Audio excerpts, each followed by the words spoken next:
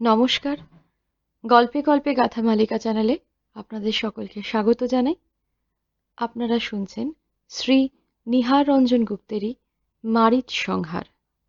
আজ শোনাচ্ছি এই রহস্য গল্পটির দ্বিতীয় পর্ব।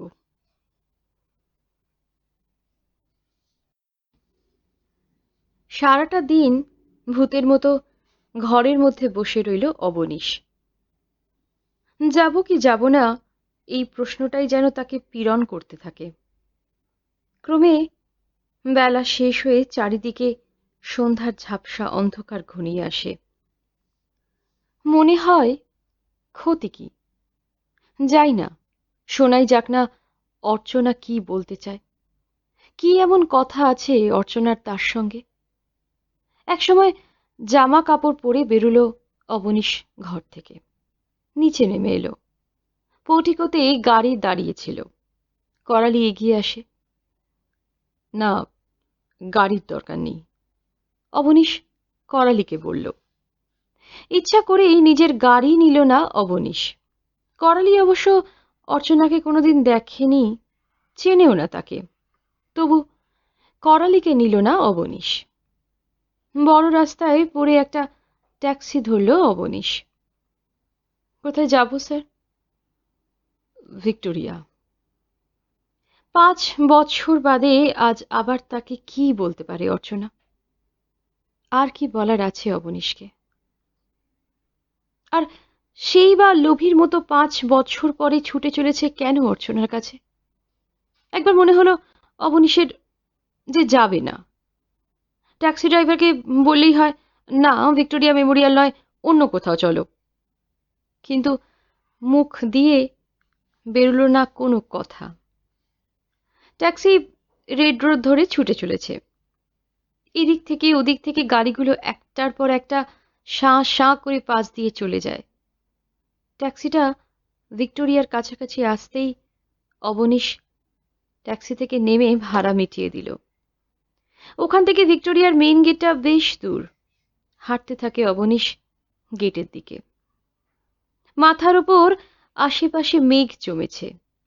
বোধ করি বৃষ্টি হবে। কয়েকদিন একটানা বৃষ্টির পর বৃষ্টিটা থেমে গিয়েছে।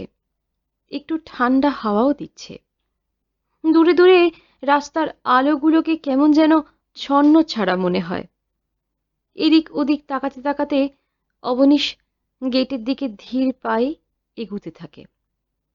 গেটের সামনে দেখা গেল অন্ধকারে দুটো গাড়ি দাঁড়িয়ে আছে। গাড়ি দুটো ট্যাক্সি কিনা বুঝতে পারল না অন্ধকারে। গেটের কাছাকাছি যেতেই তার নজরে পড়ল কে একজন একটা গাড়ি থেকে নামল। দূর থেকে বুঝতে কষ্ট হয় না সে নারী। অবনীশ দাঁড়ালো, যেন অপেক্ষা করছে। নারী মূর্তিও যেন বুঝতে পেরে তারই দিকে এগিয়ে আসে। অবনীশ, অর্চনারই কণ্ঠস্বর।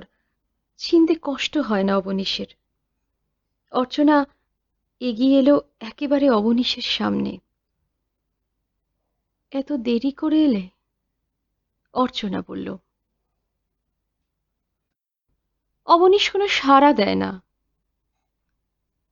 প্রায় ঘন্টাখানেক ধরে অপেক্ষা করছি আমি। ভাবছিলাম হয়তো তুমি আসবেই না। অবনীশ বলল, কেন ডেকেছ? চলো, এখানে নয়। হাঁটতে হাঁটতে অর্চনা বলল। দুজনে পাশাপাশি হাঁটতে থাকে অন্ধকারের মধ্যে। অবনীশ, জানি আমি যে ভুল করেছি তার কোনো ক্ষমা নেই। ওসব কথা থাক, কি বলতে চাও বলো। কেন ডেকেছ? আমার সময় খুব কম, কাজ আছে, বাড়ি ফিরতে হবে। আমি আর পারছি না অবনীশ।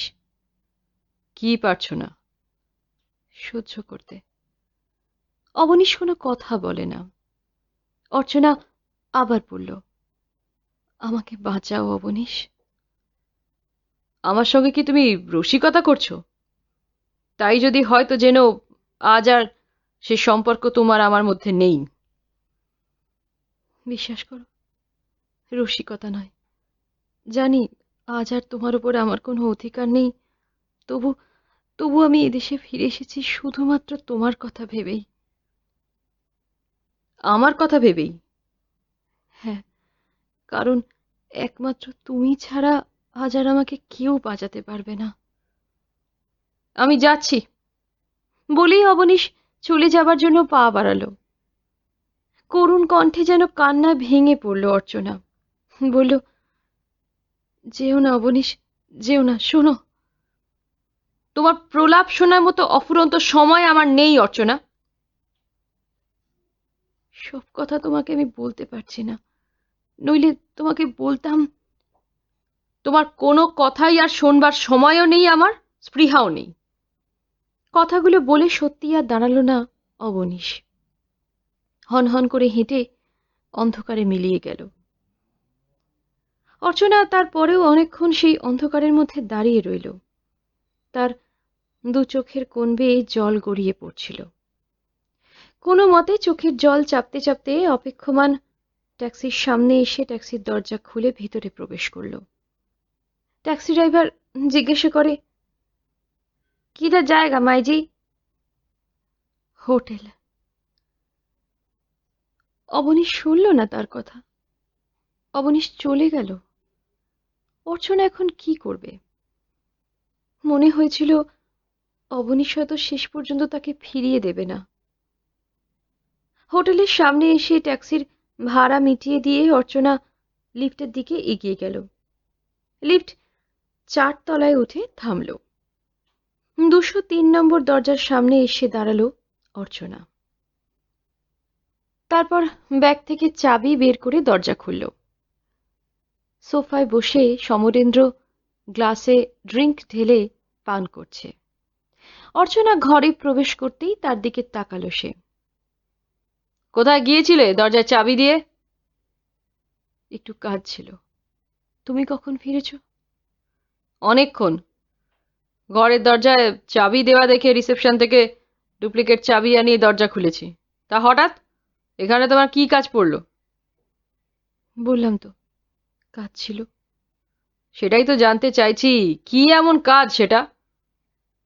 সব কথাই তোমাকে বলতে হবে নাকি?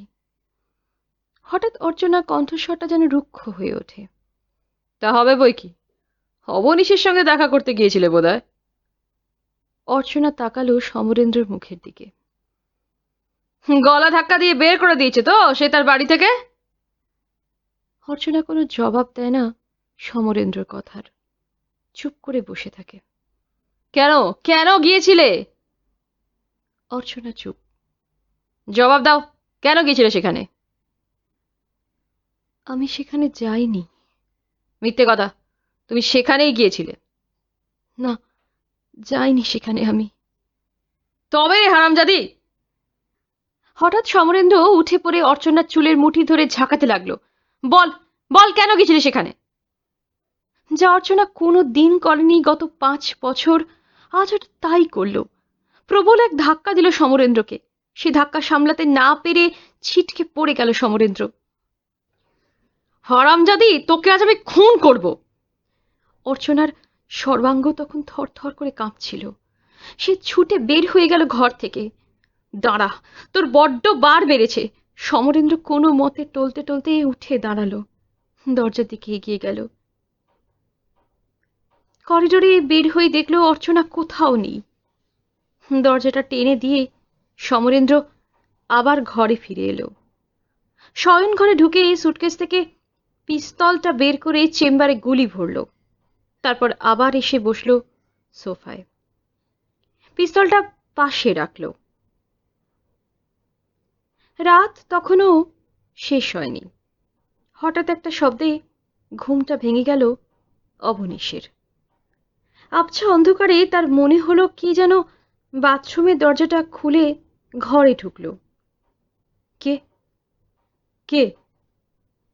তাড়াতাড়ি উঠে আলোর সুইচটা টিপে দিল অবনীশ। উজ্জ্বল আলোয় ঘরটা ভরে গেল। সামনে দাঁড়িয়ে অর্চনা। অর্চনার সমস্ত মুখ রক্তহীন, ফ্যাকাশে। কয়েক মুহূর্ত লাগে অবনীশের বিস্ময়ের ঘোর কাটাতে। তারপর বলে, তুমি? ছুটে এসে অর্চনা অবনীশকে দু হাতে আঁকড়ে ধরল। অবনীশ, অবনীশ! কান্নায় ভেঙে পড়ল অর্চনা। কি কি কি হয়েছে? কাঁদছো কেন? আমাকে বাঁচাও। বসো, বসো, স্থির হয়ে বসো। অবনীশ, বলো, বলো তুমি ওকে তাড়িয়ে দেবে না? বসো। অবনীশ অর্চনাকে ধরে সোফার উপর বসিয়ে দিল। কিন্তু তুমি কেমন করে এই ঘরে ঢুকলে? বাথরুমের পিছনের ঘোরানো লোহার সিঁড়ি দিয়ে। জানো অবনীশ, সমরেন্দ্র। কি হয়েছে সমরেন্দ্রর? সে মরে গেছে। মরে গেছে সমরেন্দ্র? কি বলছো কি? হ্যাঁ, পিস্তলের গুলি খেয়ে মরে পড়ে আছে হোটেলের ঘরে। কে কে মারলো তাকে? জানি না। জানো না? না, কিন্তু আমি আমি মারিনি।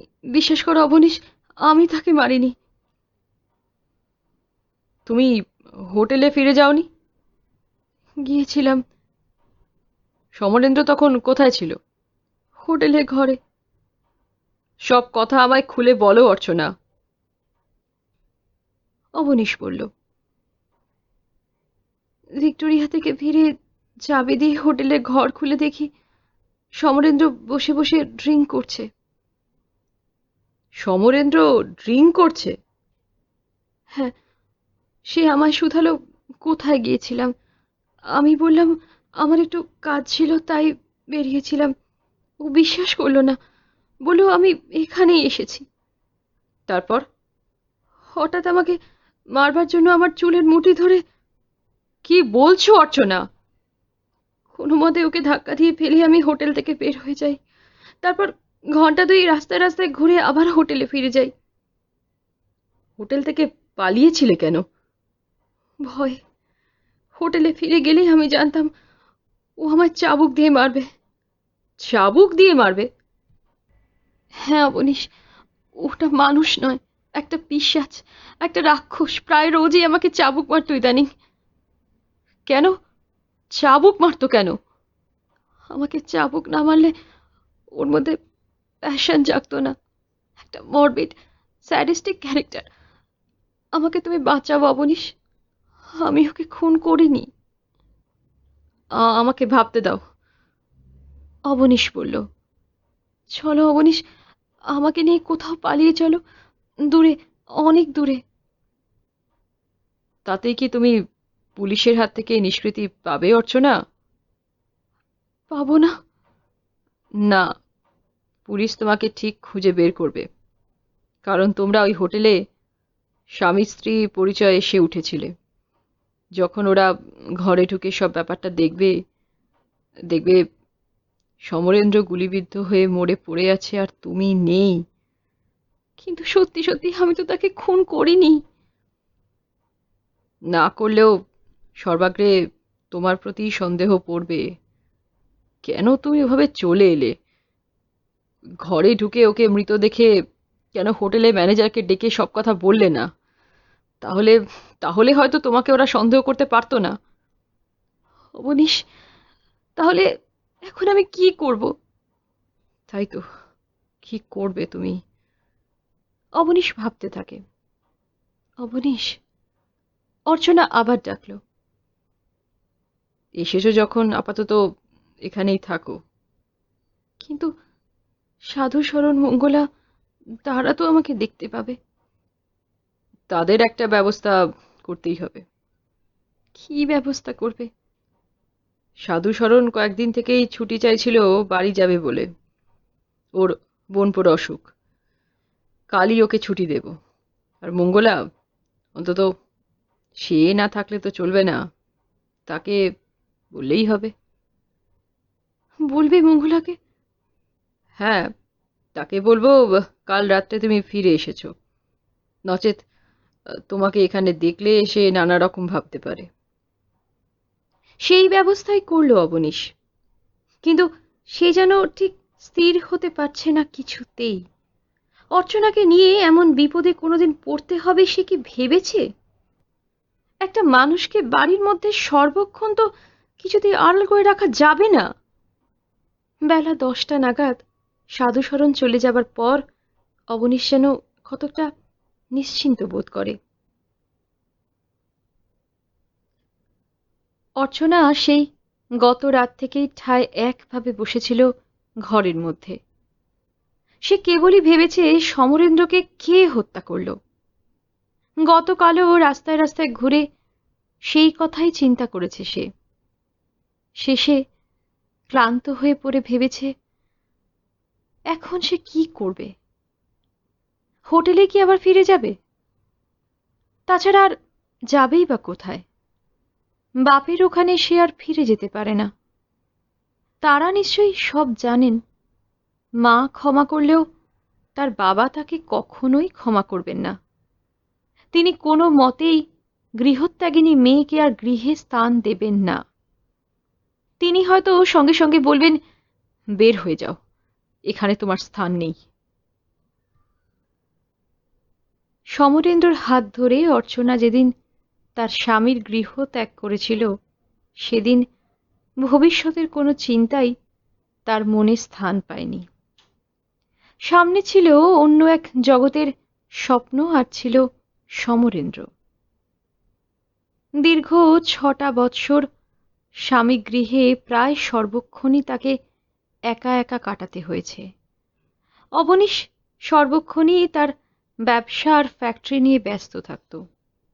মাল তৈরি, তার ডেলিভারি, এক্সপোর্ট, কি করে দিনকে দিন ব্যবসাটাকে আরো বড় করে তোলা যায়, এই ছিল তার সর্বক্ষণের একমাত্র চিন্তা। ঘরে যে একজন আছে, তারও যে কিছু প্রয়োজন থাকতে পারে জীবনে, সেই কথাটা ভাববার মতো সময়ও পায়নি অবনীশ। অনন্যোপায় হয়েই অর্চনা তার বন্ধু বান্ধবী, ক্লাব, পার্টি নিয়ে মেতে থাকত। ঘর সংসার কোনোদিনই তার মনকে বাঁধতে পারেনি। তাছাড়া সংসারের কোনো কাজই তো তাকে করতে হতো না। যা কিছু কাজ সব করত সাধুশরণ আর মঙ্গলা। অবনীশ কখনো ফিরত রাত 10টার পর, কখনো বা 11টারও পর। তারপরেই পরিশ্রান্ত সে খেয়ে দিয়ে শুয়ে পড়ত। যেদিন পার্টিতে যেত বা যেদিন তার বাড়িতে পার্টি থাকতো সেদিন অন্য কথা, কিন্তু যেদিন বাড়িতে থাকতো দেখতো অবনীশ ক্লান্ত হয়ে শুয়ে পড়েছে। তার নাক ডাকতে শুরু করেছে। ঘুম আসতো না অর্চনার। যত রাজ্যের দেশি বিলাতি ম্যাগাজিন আর কিছু উপন্যাস গল্পের বই কিনে আনত, সেসব নিয়েই সে বসে বসে পড়ত। রাত গভীর থেকে গভীরতর হতো। অবনীশ পরম নিশ্চিন্তে ঘুমোচ্ছে আর সে বসে বসে পড়ছে। অর্চনা ক্লান্ত হতো, হাই তুলত, কোনোদিন শয্যায় গিয়ে অবনীশের পাশে শুয়ে পড়ত। চোখ বুজে পড়ে থাকত, ঘুম আসতো না। একক নিঃসঙ্গ এক জীবন। মধ্যে মধ্যে আসতো সমরেন্দ্র। কি করছো অর্চনা? সমরেন্দ্র বলতো। কি আর করব, পড়ছি। চলো না, ম্যাটিনি শোতে কোনো সিনেমায় যাওয়া যাক। না। কেন, অবনীশ কিছু বলবে? তার আমার দিকে তাকাবার সময় আছে নাকি? সত্যি, সমরেন্দ্র বলতো। অবনীশটা এক অদ্ভুত মানুষ। সুন্দরী তরুণী বউ ঘরে একলা বসে থাকে, আর সে দিন রাত ব্যস্ত কেবল টাকা রোজগারের ধান্দায়। সমরেন্দ্র কথায় অর্চনার মনের মধ্যে কেমন যেন একটা অভিমান জমা হয়ে উঠত। অবনীশের অবহেলাটা যেন বড় বেশি করে পীড়িত করত তাকে। সমরেন্দ্র বলতো, চলো চলো ওঠো। তার ইচ্ছা না থাকলেও শেষ পর্যন্ত সমরেন্দ্র তাকে ঘরের বাইরে না নিয়ে গিয়ে ছাড়ত না। অথচ সমরেন্দ্রকে কোনো দিনই তার বিশেষ ভালো লাগেনি। এমনকি ভালো করে কথাও বলতো না সে তার সঙ্গে। কিন্তু সমরেন্দ্র তার জন্য পরোয়া করত না, একটা ছিনে জোকের মতোই তার সঙ্গে লেগে থাকত। সমরেন্দ্রর দু চোখের দৃষ্টিটা যেন অর্চনাকে বিশেষ করে নাড়া দিত। তার সে দৃষ্টির মধ্যে যে কিসের একটা ক্ষুধা, তার চোখ দুটো যেন অর্চনাকে গ্রাস করতে চায়। শেষ পর্যন্ত দিনের পর দিন নিঃসঙ্গতা ও অবনীশের অবহেলায় পুঞ্জীভূত অভিমানে অর্চনা সমরেন্দ্রকে তার নিজের অজ্ঞাতেই বুঝি প্রশ্রয় দিতে শুরু করেছিল একদিন। সমরেন্দ্র সেই সুযোগটুকু পুরোপুরি সদ্ব্যবহার করেছিল। অবনীশ যখন অ্যাক্সিডেন্ট করে হাসপাতালের কেবিনে, তখন সমরেন্দ্র একদিন বলল, কি করে জীবনের সঙ্গে তুমি কম্প্রোমাইজ করে আছো অর্চনা? অর্চনা হেসেছে, বলেছে, আর কি করব? বিদ্রোহ করতে পারো না? কিছুদিন তুমি ওকে একটু অবহেলা করো, তাহলেই ও বুঝবে। কি রকম? রোজ রোজ হাসপাতালে যাও কেন? যেও না। ও যে অসুস্থ। হোক অসুস্থ, সর্বক্ষণ তো ডাক্তার নার্সরাই ওকে দেখাশোনা করছে। না গেলেও দুঃখ পাবে। সেই জন্যই তো রোজ যেতে বারণ করছি, তাহলে যদিও তোমার কথা ভাবতে শুরু করে। কে বলেছে ও আমার কথা ভাবে না? ভাবে না, কখনোই ভাবে না। ও ভাবে কেবল ওর বিজনেসের কথা, ব্যাংক ব্যালেন্সের কথা। অর্চনা সেদিন মনে হয়েছিল সমরেন্দ্র হয়তো নেহাত মিথ্যে বলেনি। তার দিক থেকে অবহেলা পেলে হয়তো অবনীশের মনের মধ্যে প্রতিক্রিয়া দেখা দেবে। এই নিঃসঙ্গ একাকিত্ব সত্যিই যেন দুঃসহ। অবনীশ কি একবারও ভাবল না তার দিন কেমন করে কাটে? অর্চনা সত্যি সত্যি প্রত্যহ হাসপাতালে যাওয়া কমিয়ে দিল। প্রত্যহই সমরেন্দ্র আসত। সমরেন্দ্রের সঙ্গে সে এখানে ওখানে যেতে শুরু করলো। 2-3 দিন পরে হয়তো একদিন অর্চনা যেত হাসপাতালে অবনীশকে দেখতে, কিন্তু কখনো সেজন্য অবনীশ কোনো অনুযোগ করত না, জিজ্ঞাসা করত না 2 দিন কেন আসোনি। এমনকি একবার 7 দিন পর অর্চনা গেল হাসপাতালে, অবনীশ কিছুই বলল না। অর্চনার মনটা ক্রমশ তার নিজের অজ্ঞাতেই অবনীশের দিক থেকে সরে আসতে থাকে, এবং সেটার পিছনে যে দীর্ঘদিনের জমে ওঠা অভিমান ছিল, সেটাই সে সেদিন স্পষ্ট করে বুঝে উঠতে পারেনি। তারপর হঠাৎই একদিন সমরেন্দ্র একটা কথা বলল অর্চনাকে, একটা সন্তানও যদি তোমার থাকতো অর্চনা, তবে হয়তো এতটা বোর্ড ফিল করতে না তুমি। আচম্বিতে এই সমরেন্দ্র কথাটা অর্চনার দীর্ঘদিনের একটা দুর্বল স্থানে আঘাত করল। মনের মধ্যে সত্যি একটা মাতৃত্বের ক্ষুধা ছিল অর্চনার। বিচিত্র কিছু নয়, ব্যাপারটা সব মেয়ে মানুষের পক্ষেই স্বাভাবিক। মাতৃত্বই যে একটি মেয়ের জীবনে সর্বাপেক্ষা সাফল্য ও গৌরবের ব্যাপার, বোধহয় অবনীশও সে কথাটা ভেবেছিল। তাই বিবাহের 3 বৎসর পরে তাকে ডাক্তারের কাছে নিয়ে গিয়েছে। ডাক্তারের সঙ্গে অবনীশের কি কথা হয়েছে সে জানে না। অবনীশ তাকে কোনো দিন কিছু বলেনি, সেও কোনো প্রশ্ন করেনি। একদিন বলেছিল অর্চনা, শুধু শুধু ডাক্তারের কাছে তুমি আমাকে নিয়ে যাও কেন? অবনীশ বলেছিল, আমাদের একটা বাচ্চা না হলে যেন আর ভালো লাগছে না। অর্চনা হেসেছে। অবনীশ বলেছে, হাসছো কেন? হাসবো না তো কি, বাচ্চা হওয়ার সময় চলে গেছে নাকি? শেষে একদিন ডাক্তার নন্দীর চেম্বার থেকে অবনীশ বের হয়ে আসবার পর তাকে যেন কেমন গম্ভীর দেখাচ্ছিল। অত গম্ভীর কেন? কি হয়েছে? অর্চনা বলেছে। কি আবার হবে? একটা কথা বলবো অবনীশ। কি? তোমার মনের মধ্যে একটা সন্তানের আকাঙ্ক্ষা খুব, তাই না? তোমার নেই? কি জানি, অর্চনা বলল। সেই দিনই কথাটা বলেছিল অর্চনা অবনীশকে। অর্চনা বলেছিল, আচ্ছা অবনীশ, সত্যি কি আমাদের কোনোদিনই সন্তান হবে না? অবনীশ স্তব্ধ হয়ে গিয়েছিল, কোনো জবাব দিতে পারেনি। কোনো দিনই মা হতে পারবে না একজন নারীর পক্ষে এ যে কত বড় মর্মান্তিক, অবনীশ কি তা বুঝতে পারেনি সেদিন? ফিরেছিল বই কি। অনেকক্ষণ পর অবনীশ শুধিয়েছিল, হঠাৎ ওই কথাটা তোমার মনে হলো কেন অর্চনা? এমনি বললাম অবনীশ। এমনি? অর্চনার কোনো কথা বলেনি। তার কয়েকদিন পরেই অবনীশের অ্যাক্সিডেন্ট হলো। সমরেন্দ্রর ওই কথায় অর্চনার হঠাৎ কেন যেন মনে হলো সে বোধহয় সত্যি কোনোদিন মা হতে পারবে না।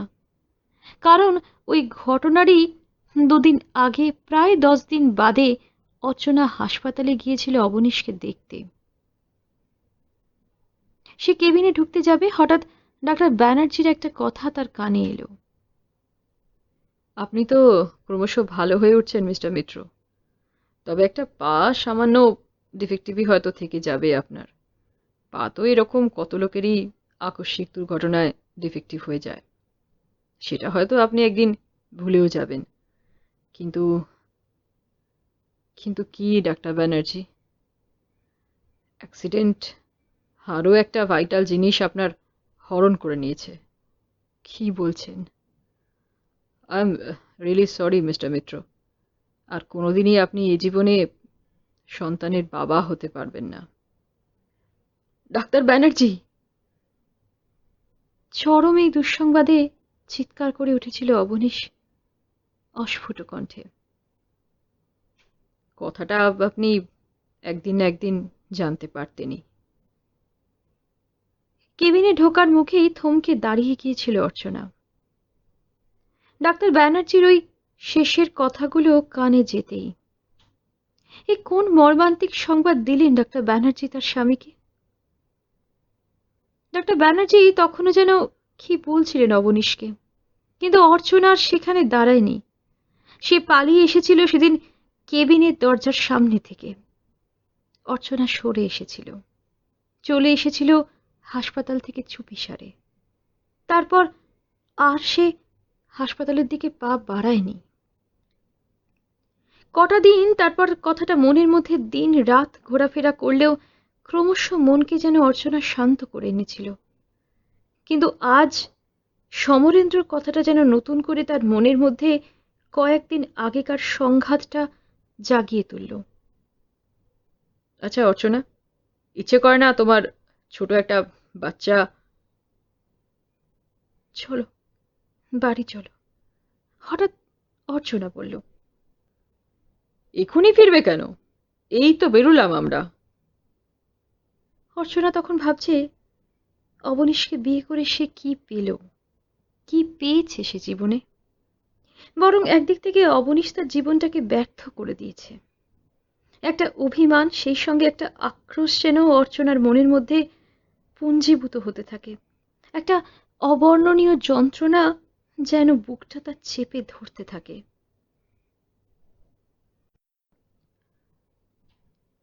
চলো সমরেন্দ্র, বাড়ি চলো, অর্চনা আবার বলল। কি হলো? সমরেন্দ্র বলল, কিছু না, বাড়ি চলো। অনেক দিন থেকে এই একটা শূন্যতা অর্চনার চারপাশ থেকে তাকে যেন কোণঠাসা করে ফেলেছিল। যে শূন্যতাকে সে অস্বীকার করতে চেয়েছে, অবজ্ঞা করতে চেয়েছে, আজ সেই শূন্যতাটাই যেন তার শ্বাসরোধ করতে লাগলো।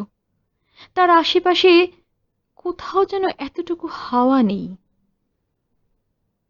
কয়েকটা দিন অতঃপর অর্চনার ঘর থেকেই বেরুলো না। সমরেন্দ্র প্রত্যহ আসে এবং ডেকে ডেকে অনুরোধ করে ফিরে যায়। সেদিনও চুপটি করে ঘরের মধ্যে সন্ধ্যার পর অর্চনা একা একা বসেছিল। হঠাৎ ঘরের আলোটা জ্বলে উঠল। অর্চনা দেখল সামনে দাঁড়িয়ে সমরেন্দ্র। সমরেন্দ্র তার দিকে তাকিয়ে আছে। তার দু চোখের দৃষ্টিতে সেই আগুন, যে আগুনকে সে বরাবর ভয় করে এসেছে। অর্চনা, তুমি কি শেষ পর্যন্ত পাগল হয়ে যাবে? দিন রাত ভূতের মতো ঘরের মধ্যে বসে আছো, কোথাও বের হও না, কারোর সঙ্গে কথাও বলো না। তুমি যাও সমরেন্দ্র, আতঙ্কগ্রস্ত গলায় কথাটা বলল অর্চনা। না, আজ তোমাকে আমি জোর করে বাইরে নিয়ে যেতে এসেছি। তোমাকে যেতেই হবে। অর্চনার মনের মধ্যে সেদিন কেবল যেন একটা হাহাকার, একটা চরম ব্যর্থতার শূন্যতা যেন তাকে গ্রাস করেছে।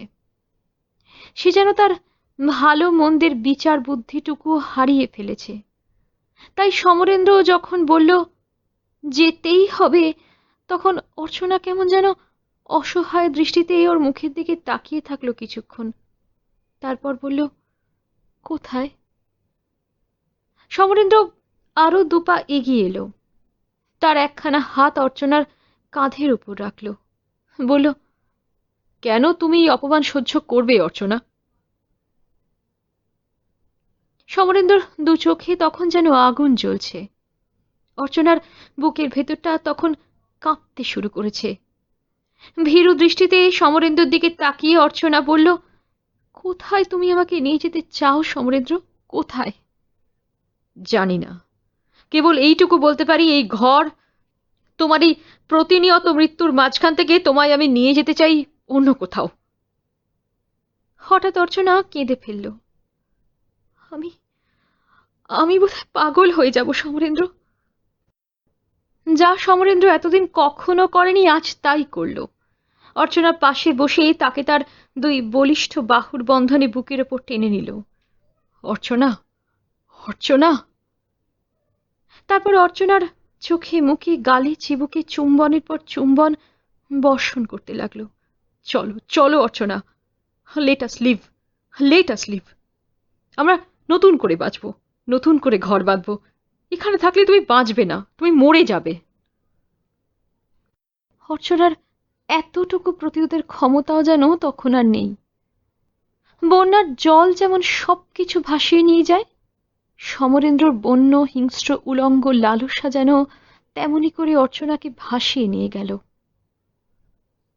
অর্চনার শিথিল অবসন্ন দেহটা সমরেন্দ্রর বিশাল বক্ষের ওপর এলিয়ে পড়ল। অর্চনা ভাবতে থাকে সোফার উপর বসে বসে, সেদিন সমরেন্দ্রর সেই বন্য হিংস্র লালসা সত্যি হয়তো তার দেহ ও মনকে একটা অনাস্বাদিত ক্ষণিক তৃপ্তি দিয়েছিল, নচেত কেমন করে সে তার 10 দিন পরেই সমরেন্দ্রর হাত ধরে ওই বাড়ির চৌকাঠটা পার হয়ে গেল। চোখ তুলে তাকালো অর্চনা। অবনীশ ঘরের মধ্যে পঙ্গু পাটা টেনে টেনে পায়চারি করছে। মাথার চুল রুক্ষ, এলোমেলো, দু চোখে কি একটা অস্বাভাবিক দৃষ্টি সেই শান্ত সহিষ্ণু মানুষটির। এত বছর বাদে মঙ্গলা অর্চনাকে দেখে খুশি হয়েছে, কিন্তু প্রথমটায় ঘরের মধ্যে পা দিয়ে অর্চনাকে বসে থাকতে দেখেই সে হকচকিয়ে গেল। মা, তুমি কখন এলে গো? অর্চনা চুপ। অবনীশের দিকে তাকালো মঙ্গলা। অবনীশ চোখের ইশারায় বলল অর্চনাকে বিরক্ত না করতে। তারপর বলল, মার জন্য চা নিয়ে এসো, আর কিছু খাবার। মঙ্গলা বলল, এক্ষুনি আনছি বাবু, বলে বের হয়ে গেল ঘর থেকে মঙ্গলা।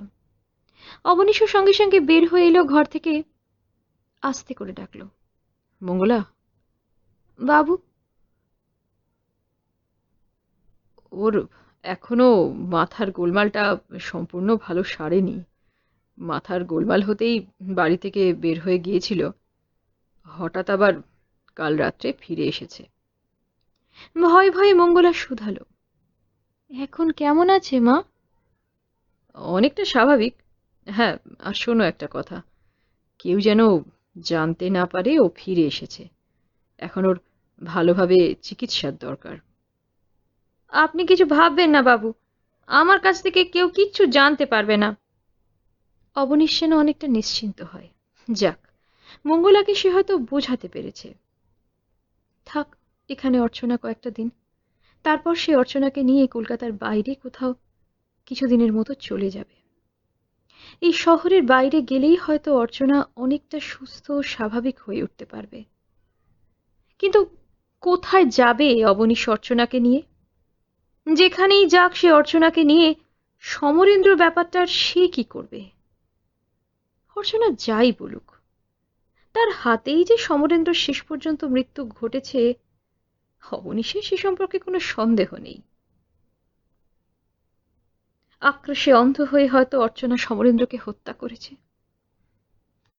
সে সময় কোনো যুক্তি তার আক্রোশকে প্রশমিত করতে পারেনি। ঘটনা হয়তো এমন ঘটেছিল, অর্চনা তার সহ্যের সীমাকে অতিক্রম করে গিয়েছিল। কিন্তু সে যাই হোক, অর্চনা যখন শেষ পর্যন্ত তারই আশ্রয় এসেছে, সে অর্চনাকে বাঁচাবার চেষ্টা করবে। কিন্তু তা হলেও একটা চিন্তা তার মন থেকে যায় না। কেবলমাত্র অর্চনার চিন্তাই তো নয়, সেই সঙ্গে যে তাকে ভাবতে হচ্ছে সমরেন্দ্র কথাটাও। এতক্ষণে নিশ্চয়ই হোটেলে ঘরে সমরেন্দ্রর গুলিবিদ্ধ রক্তাক্ত মৃতদেহটা আবিষ্কৃত হয়েছে। সেখানে কোন নাটকের সূত্রপাত হয়েছে কে জানে। একটা স্বাভাবিক সুস্থ মানুষের অস্বাভাবিক আকস্মিক মৃত্যুর ব্যাপারটা কারোর পক্ষে সহজে গ্রহণযোগ্য হয় না। এদিকে পরের দিন সকাল 6:15 নাগাদ ব্যাপারটা প্রথম গোচরে এলো ওই হোটেলেরই একটি বেয়ারার। ভোরবেলা সে মর্নিং টির ট্রে হাতে নিয়ে 4 তলায় 203 নম্বর কামরাটার সামনে এসে দাঁড়াতেই চোখে পড়ল ঘরের দরজাটা হা হা করছে খোলা। ঘরের ঠান্ডা হাওয়া খোলা দরজা পথে বেরিয়ে আসছে।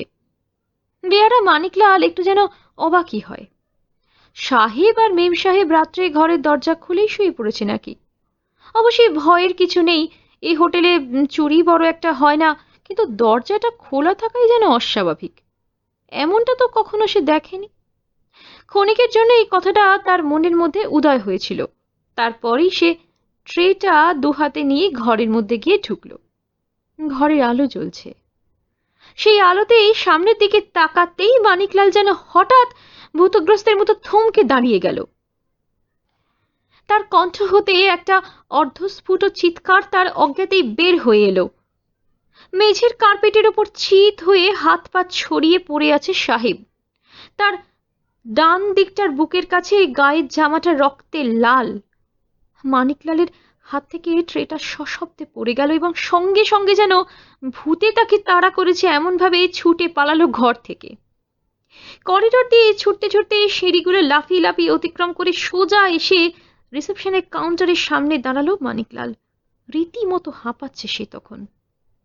কাউন্টারে রাতের ডিউটি ছিল বেঞ্জামিন গোমসের।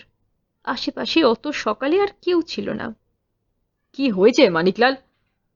সর্বনাশ হয়ে গেছে স্যার, 4 তলায় 203 নম্বর কামরায়। কি হয়েছে? বিলের থেকে 2 দিন আগে যে সাহেব আর মেম সাহেব এসে 203 নম্বর ঘরে উঠেছিল, সেই সাহেব মেঝেতে মরে পড়ে আছে। তার গায়ের জামার বুকের কাছে রক্ত। তুমি তুমি কি করে জানলে মানিকলাল? মর্নিং টি নিয়ে গিয়ে দেখি কামরার দরজাটা হা হা করছে খোলা। দরজা খোলা দেখি আমি অবাক হয়ে গেছিলাম। তারপর ঘরের মধ্যে ঢুকে দেখি। গোমেজ তখনই ইন্টারকম টেলিফোনে ম্যানেজার মিস্টার গিলানিকে ডাকলো। কিছুক্ষণ অপর প্রান্তে ফোনটা গো গো শব্দ করবার পর মিস্টার গিলানির সদ্য ঘুম ভাঙা জড়ানো কণ্ঠস্বর ভেসে এলো। হোয়াটসঅ্যাপ? স্যার, শিগগির আসুন, আমি গোমেজ। কি হয়েছে গোমেজ? বোধহয় খুন হয়েছে। খুন? কোথায়? এই হোটেলের 4 তলায় 203 নম্বর কামরায়। হোয়াট? হ্যাঁ স্যার, শিগগির আসুন। ঠিক আছে, আমি এখনই আসছি। ব্যাপারটা যেন পাঁচকার না হয়, তাহলে একটা গোলমাল শুরু হয়ে যাবে। মিনিট 20 মধ্যে মিস্টার গিলানি, গোমেজ আর মানিকলাল এসে 203 নম্বর কামরার মধ্যে ঢুকল। মিস্টার গিলানি ও রিসেপশনিস্ট গোমেজ উভয় ঘরে প্রবেশ করে ওই বিভৎস দৃশ্যটা দেখে যেন থমকে দাঁড়িয়ে যায়। চিত হয়ে সমরেন্দ্র দেহটা পড়ে আছে মেঝেতে একেবারে বড় সোফাটার সামনে।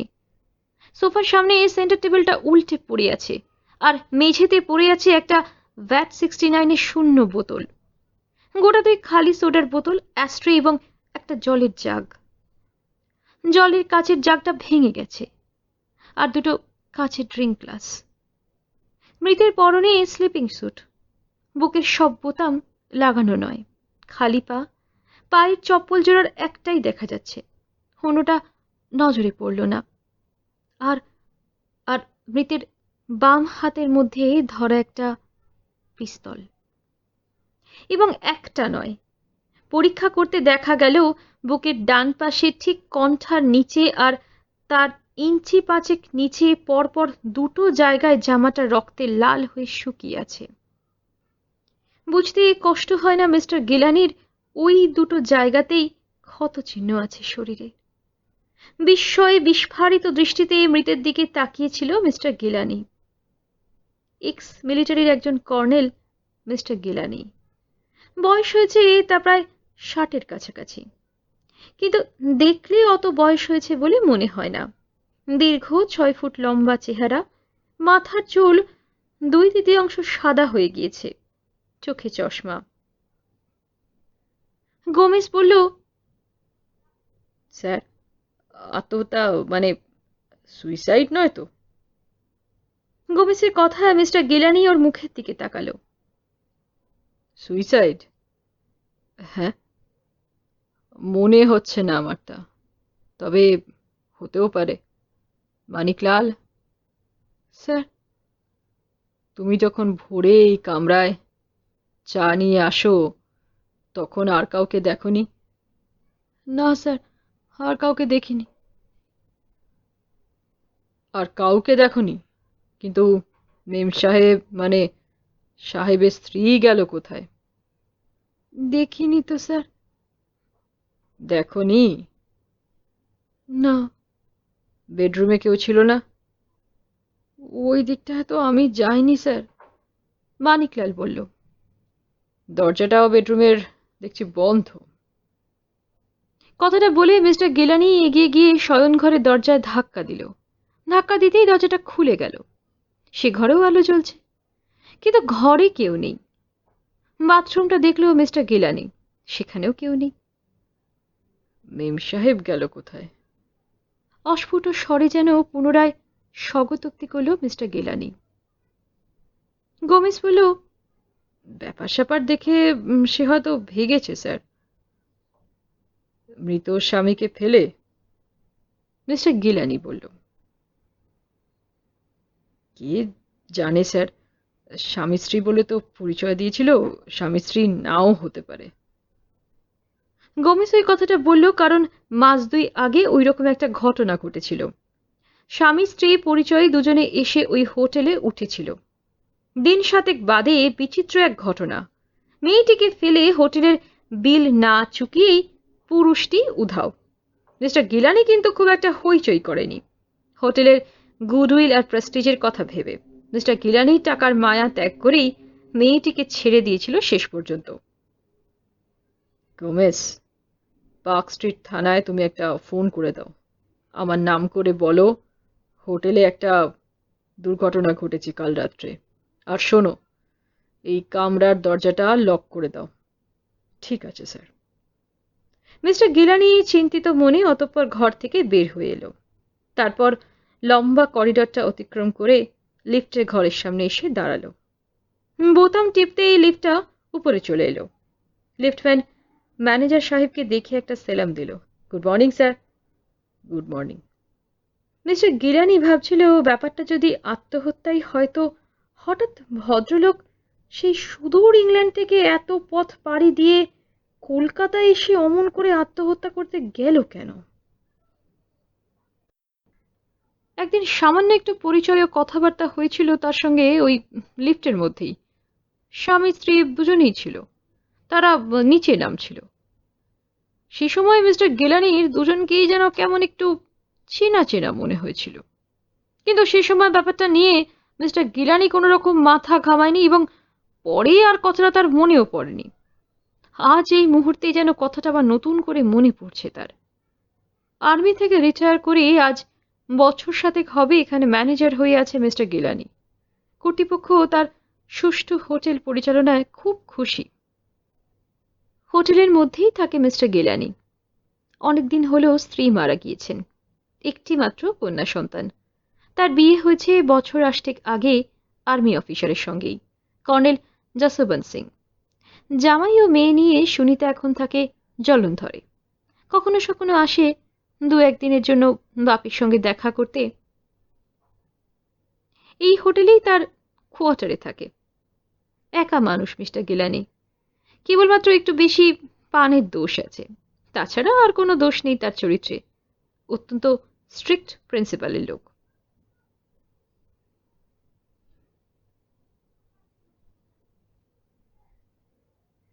আজকের মতো শ্রী নিহার রঞ্জন গুপ্তের লেখা কিরিটি রায়ের এই রহস্য গল্প মারিচ সংহার এই পর্যন্তই থাক।